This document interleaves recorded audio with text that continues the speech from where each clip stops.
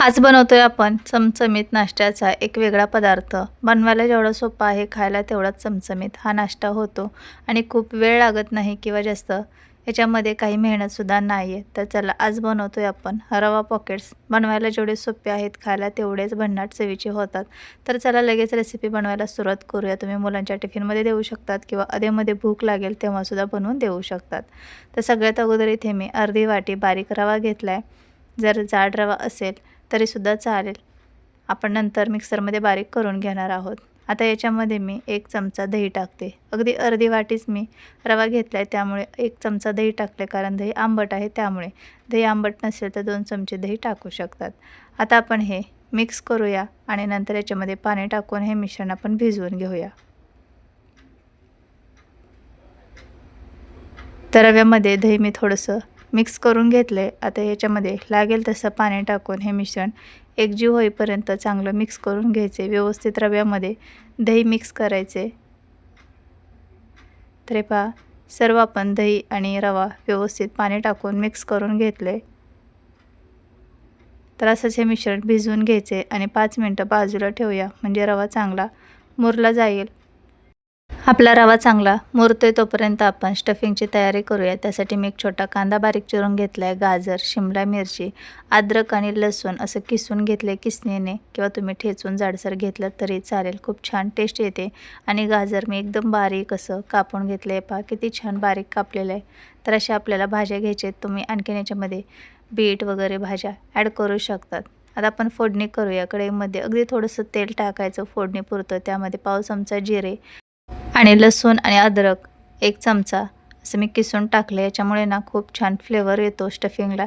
त्यामुळे असं किसून टाकायचं किंवा मग कुटून टाका. आयती पेस्ट आणून टाकण्यापेक्षा ना असं फ्रेश बनवून टाकलं तर त्याचा स्वाद खूप छान येतो. तर थोडा वेळ अद्रक, लसूण, जिरे व्यवस्थित भाजून घेतले. आता आपण याच्यामध्ये बाकीच्या भाज्या टाकून घेऊया. तर याच्यामध्ये मी कांदा टाकून घेतला आहे.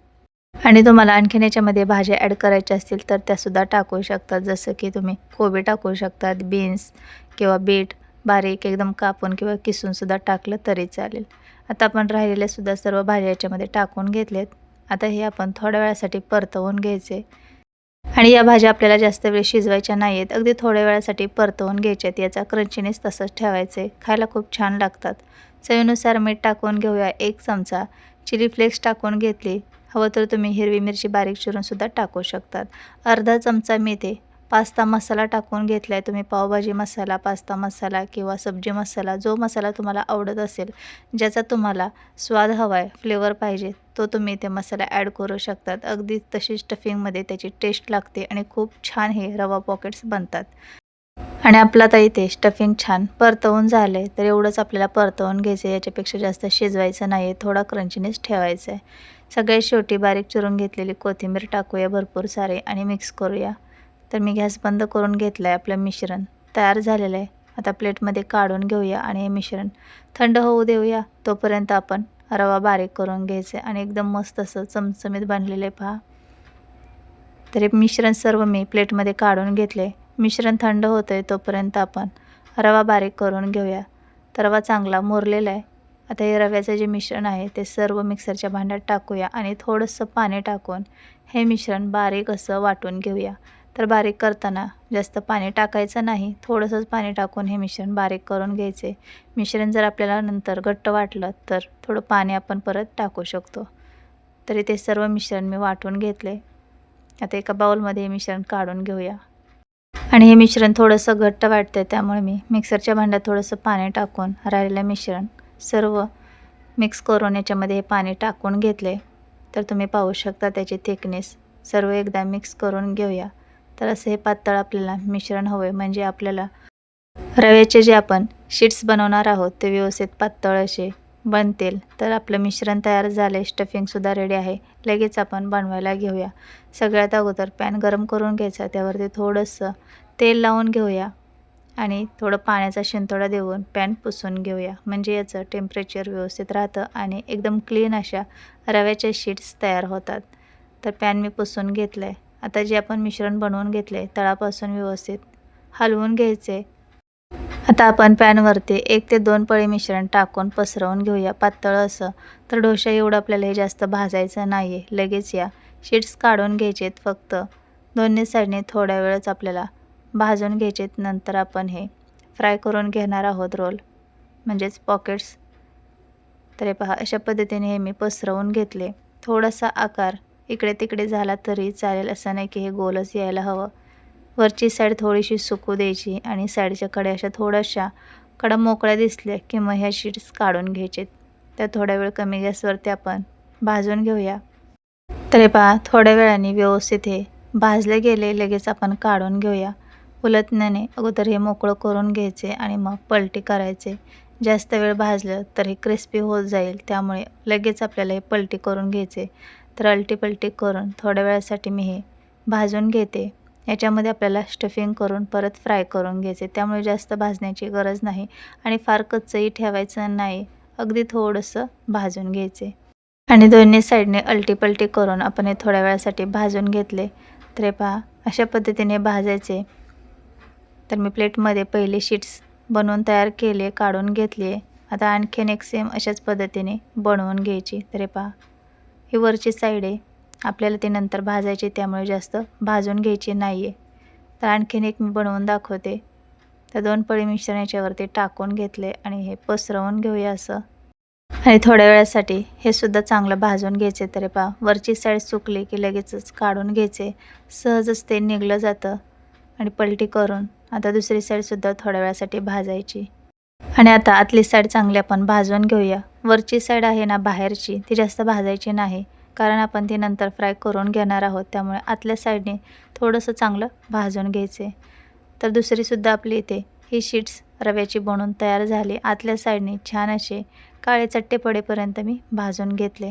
लगेच भाजून होतं, जास्त वेळसुद्धा लागत नाही, म्हणजे ते खाताना कच्चं लागणार नाही. त्यामुळे आतली साईड चांगली भाजायची, वरची भाजायची नाही आहे. मी खूप वेळा सांगितले, कारण वरच्या साईडला आपण परत फ्राय करून घेणार आहोत. तर मी दोन्ही ते शीट्स बनवून घेतलेत. बाकीच्यासुद्धा राहिलेल्या आपण सेम अशाच पद्धतीने या शीट्स बनवून घेऊया आणि आतली साईड पहा कशी मी छान भाजून घेतली आहे. तर बाकीच्यासुद्धा सेम अशाच बनवून घेतलेत. आता आपण स्टफिंग करून घेऊया. आता पोळपाटावरती रव्याची एक शीट्स आपण ठेवून घेऊया आणि याच्यावरती 2 चमचे एवढं स्टफिंग ठेवायचे. आपण इथे चौकोनी आकारामध्ये हे रवा पॉकेट्स बनवून घेते. तुम्ही रोल बनवू शकतात किंवा ट्रायंगल शेपमध्ये बनवू शकता. तुम्हाला जसं आवडत असेल तसं तुम्ही आकार देऊ शकता. तर इथे मी चौकोनी बनवून घेते. तर असं स्टफिंग आपल्याला करून घ्यायचे.